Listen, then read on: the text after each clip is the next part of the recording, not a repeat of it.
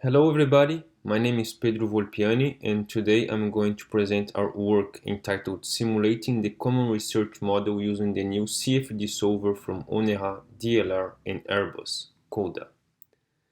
This work was performed in collaboration with my colleague Jean-Baptiste from ONERA, Jens and Axel from the DLR and Steve from Airbus. Let's get started. In the aerospace industry, CFD simulations are an indispensable tool in the design, analysis, and optimization of many aerodynamic systems. And today, there is no way we can develop an efficient and competitive aircraft or a propulsion system without using CFD. Therefore, there is clearly a need to develop accurate, efficient, and reliable CFD solvers. One of the objectives of this talk is to present CODA, the new computational fluid dynamics software being developed as part of a collaboration between ONERA, the DLR, Airbus, and their European research partners. CODA is jointly owned by ONERA, DLR, and Airbus.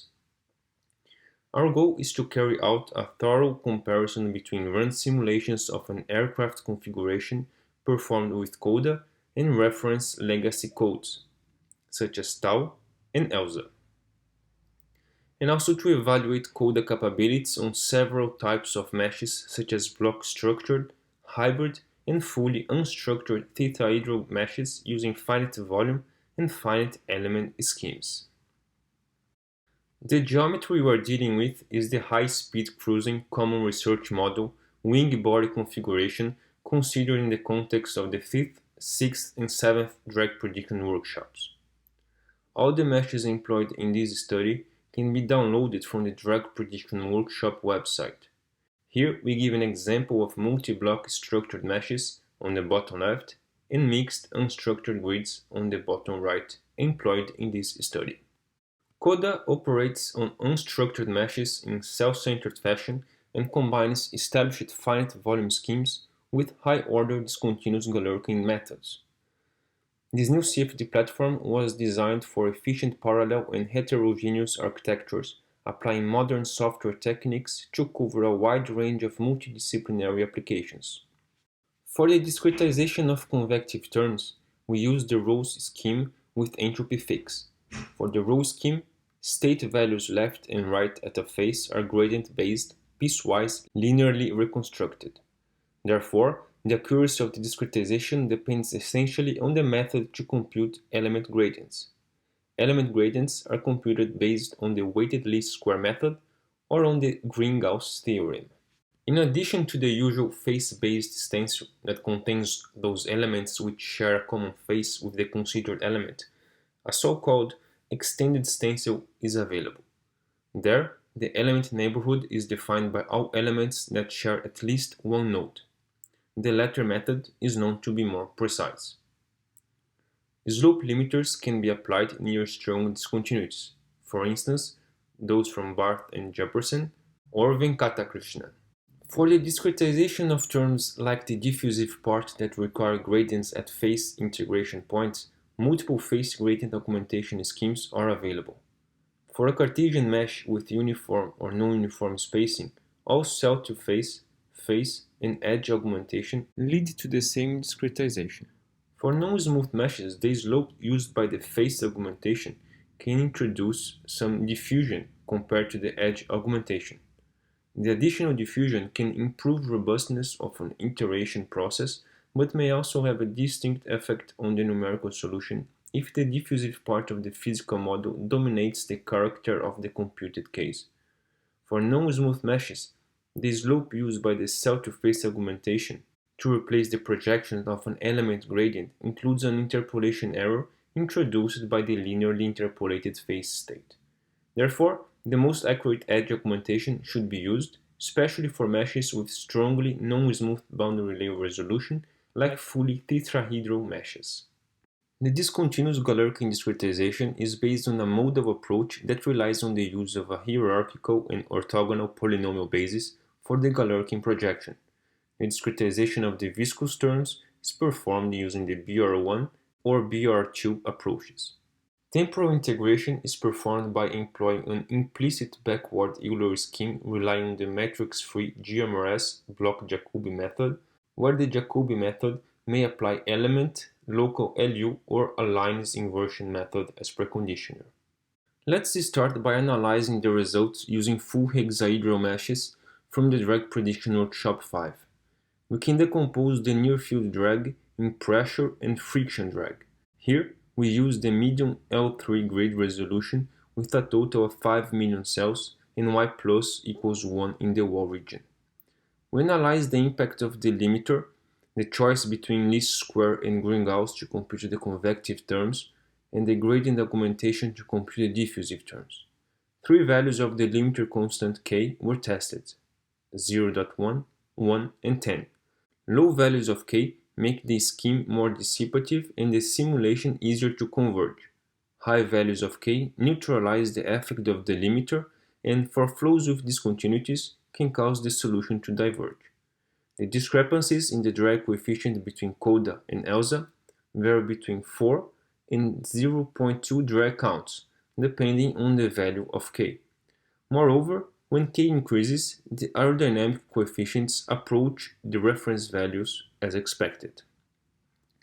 The drag difference between simulation run with limiter, k equal 10, and without limiter is only 0.5 counts. Note that to obtain the simulation without limiter, we had to start the computation from a converged solution run with limiter. Moreover, for this type of mesh, regardless of the type of augmentation, face, edge, or cell-to-face, a good agreement is observed between ELSA and CODA results. The influence of using the Green-Gauss theorem in the least square scheme was also questioned. For this type of structured mesh, the results are very close: same angle of attack, momentum, and friction drag coefficients. The sole difference is that using a Green-Gauss scheme, the pressure drag, and hence the total drag, is increased by 0.6 drag count. The extended Green-Gauss scheme was also tested, and as discussed further, it can provide improved results. Here, we note that the angle of incidence and drag coefficients are reduced and gets closer to the converged values. It is interesting to note that the difference in the drag coefficient between the CODA simulation, highlighted in red, and the ELSA solution is less than 0.5 drag count, which is excellent taking into consideration that we have a scatter band of 10 to 15 counts in the compiled results from the literature. In this slide, we show the pressure and skin friction distributions in 3 different locations of the wingspan. The comparison between CODA in red and ELSA in black is excellent. It is also possible to perform a far-field drag decomposition analysis. The far-field drag equals the near-field drag minus the spurious drag. The far-field drag can be decomposed into friction, viscous pressure, wave, and induced drag. We show in this table the far-field decomposition for each simulated case. We note that the spurious drag is reduced if the value of k is increased. If the Green-Gauss method is used, we also observe a higher spurious drag, which is comparable to the ELSA result. Now we perform a grid refinement study on the family of multi-block meshes. For comparison, the ELSA results for grid L5 are also shown in the table. CODA results are displayed using 2 graded computation methods: the least square, which showed good agreement with ELSA in the last section, and the extended Green-Gauss method, which is known to be more precise. If you consider the CODA results obtained with the least square method, the table shows that a decrease of around 12 drag counts is noticed for the total drag coefficient between the coarsest grid L1 and the finest grid L4. This confirms the insufficient discretization properties of the L1 grid. This discrepancy is further reduced to 1.4 drag count if you consider the L3 grid, which is more acceptable. If you consider the extended Green-Gauss method, the results are much less affected by the grid resolution in comparison with the least square results. The total drag coefficient differs only by 3.2, 0.9, and 0.5 drag count between grids L1, L2, and L3 with respect to grid L4. This indicates the superior quality of the numerical scheme. With this new scheme, the error between the L2 mesh with CODA and L5 mesh with ELSA is only one drag count. In the next slide, we show that CODA using the extended Green-Gauss method presents a better convergence than even the well-established solver ELSA. Note the drag values are less impacted by the grid resolution when CODA extended stencil is used. If now we perform the far-field drag decomposition using the new set of grids, we note that with CODA and the Green-Gauss extended stencil scheme, it is possible to predict the converged value of the total drag using a mesh of only 5 million elements, corresponding to the L3 resolution, which is an outstanding result. We saw that the grid L1 was not adequate to perform a runs computation, but what happens if high-order schemes are used? In addition to conventional finite volume schemes, a high-order discontinuous Galerkin method is also available in CODA. This approach allows us to enhance the accuracy by increasing the degree of the polynomial approximation of the solution in the control volumes. In this slide, we compare a third-order polynomial degree p equals 2 CODA DG scheme run using the L1 mesh with an ELSA computation performed using grid L5. While mesh L1 has only 0.6 million cells, grid L5 has 41 million cells.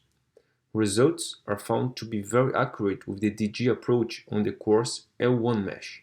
The level of accuracy of this CODA DG simulation is comparable to the finite volume CODA and ELSA results using the finest meshes L4 and L5. This shows the ability of DG schemes to obtain a high accuracy on coarse meshes by increasing the polynomial degree, which is done easily as this parameter is specified in the data card. Concerning the results using the mixed unstructured meshes from the Drag Prediction Workshop 5, we performed CODA simulations using the standard and extended stencil Green-Gauss schemes. The phase gradient augmentation was set to edge and k equals 5. We compared the results with the German code tau. First of all, we see a nice convergence on the full-hexahedral mesh regardless of the code and numerical scheme. However, on mixed element grids, we know that CODA simulations using a standard Green-Gauss scheme lacks accuracy, especially when predicting the pressure drag. Therefore, its extended version should be used. Note also that the improved CODA scheme presents better convergence than tau. From this grid convergence study, we can conclude that CODA standard Green-Gauss scheme is prone to higher discretization errors, whereas the CODA extended Green-Gauss discretization yields improved accuracy compared to tau on both hexa and mixed element meshes. Now we consider fully tetrahedral unstructured meshes provided by the High-Order Workshop 5 concerning the geometry of the CRM from the Drag Prediction Workshop 6. The grids were chosen in a way that the number of elements is doubled for each successive mesh. More details can be found on the table. The simulations were performed at ISO angle of attack. We note a pattern when moving from the finite volume scheme, DGP1, and the third order DGP2 scheme. Note also that this configuration is very challenging for any finite volume solver. The accuracy improvements when switching to high order in this case are important, as the CODA DGP2 drag results are very close to the reference SUPG P2 simulations even on the coarser meshes. We also observe a quick mesh convergence to a plateau value of CD for the DGP2 scheme.